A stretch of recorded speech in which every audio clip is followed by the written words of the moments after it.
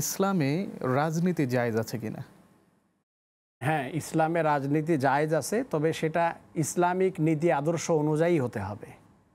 এবং ইসলাম বলা যায় যে এক অর্থে রাজনৈতিক একটা উত্থান বা একটা বিপ্লবের নামও ইসলাম। ইসলামের রাজনৈতিক চেতনা নিঃসন্দেহে একটা গুরুত্বপূর্ণ বিষয়। 1000 বছরের উপর খুলাফায়ে রাশেদিন এবং খিলাফ আলা মিনহাজুন নবুওয়ার উপর শাসন ব্যবস্থা কায়েম ছিল, এটা সবাই জানে ইতিহাসে। অতএব ইসলামের রাজনীতি জায়েজ, তবে ইসলামিক রাজনীতির যে মৌলিক যে শর্ত শরায়েত আছে সেগুলোর উপস্থিতিতে ইসলামী রাজনীতি অবশ্যই জায়েজ। মোহতারাম, চমৎকার বলেছেন। আরও একটি প্রশ্ন আছে, কোনো মানুষ যদি দেনমোহর না দিয়ে ইন্তেকাল করেন তাহলে তার পরিণাম কি হবে? এটা তো হুকুকুল ইবাদ বা বান্দার হকের সাথে সম্পৃক্ত একটা বিষয়। যদি তিনি সামর্থ্য থাকা সত্ত্বেও এটা আদায় না করেন তাহলে আল্লাহর কাছে এবং সংশ্লিষ্ট ব্যক্তির কাছে দায়ী থাকবেন। কিয়ামতের দিন আল্লাহ রাব্বুল আলামিন অবশ্যই তাকে এটার জন্য আটকাবেন এবং সংশ্লিষ্ট ব্যক্তি বা তার স্ত্রী তাকে মাফ না করা পর্যন্ত আল্লাহ পাক মাফ করবেন না। আর যদি তার সামর্থ্য না থাকে সেক্ষেত্রে আল্লাহ রাব্বুল আলামিন হয়তো তাকে ক্ষমা করে দিবেন, এ কোনো সন্দেহ নাই। জি মোহতারাম, অর্থাৎ আমরা বুঝতে পারলাম যে সামর্থ্য থাকলে অবশ্যই তাকে আদায় করতে হবে, যেহেতু গুরুত্বপূর্ণ একটি বিধান। অর্থাৎ আমার একটা বিষয় হলো, অনেক সময় আমরা দেখি যে সমাজে চলতে গেলে অনেকে দেনমোহর বাকি রাখেন, কিছুটা স্বর্ণ গহনা বাবদ কিছুটা ওসুল দেখান, কিছুটা বাকি রাখেন।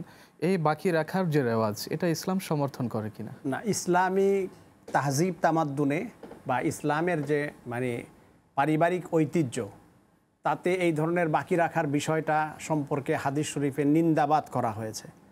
আপনি জানেন যে আল্লাহর রসুল একজন সাহাবীকে বলছিলেন যে একটা লোহার আংটি হলেও দিয়ে তুমি করো, এবং যাদের কিছুই ছিল না তাদেরকে কোরআনের বিনিময়ে, কোরআন শিক্ষা দেওয়ার শর্তের বিনিময়ে করছেন। অর্থাৎ দেনমোহরের ক্ষেত্রে আল্লাহর রসুলের তাকিদ রয়েছে, সেটা তাৎক্ষণিক আদায় করে দেওয়াটাই ভালো। বাকি রাখাটা এটা একটা অপসংস্কৃতি আমি বলবো, ইসলাম এটাকে সমর্থন করে। অর্থাৎ বাকি রাখাটা ইসলাম সমর্থন করে। মোহতারাম, আমাদের একটা কল আছে, আমরা নিচ্ছি ইনশাআল্লাহ।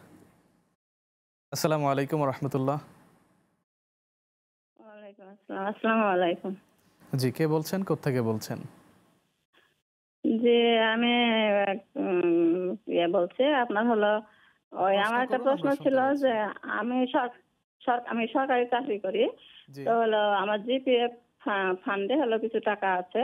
তো এই জিপিএফ এর আপনার টাকার যে আপনার এখন যে মুনাফা দিচ্ছে এটা বৈধ কিনা? আর আরেকটা প্রশ্ন হলো, আমার কিছু টাকা আপনার হলো ফিক্সড করা আছে, এবং যে পরিমাণ ফিক্সড আছে তার থেকে আপনার হলো সেই পরিমাণ টাকা আপনার তার থেকে একটু বেশি আপনার লোন আছে। তো ওই টাকা আপনার ফিক্সড যে টাকাটা সেটা সেটা যাকাত দেওয়া লাগবে নাকি?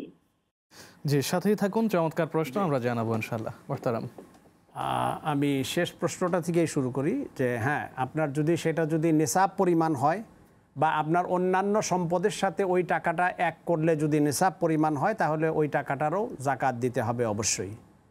আর আপনার যে প্রথম যে প্রশ্নটা ছিল যে আপনার ডিপিএস বলেছিলেন, প্রথম প্রশ্নের আগে আমরা আরেকটু যোগ করতে চাই যে অনেকে নিসাব কি বুঝেন না, নিসাবটা সম্পর্কে একটু জানতে চাই।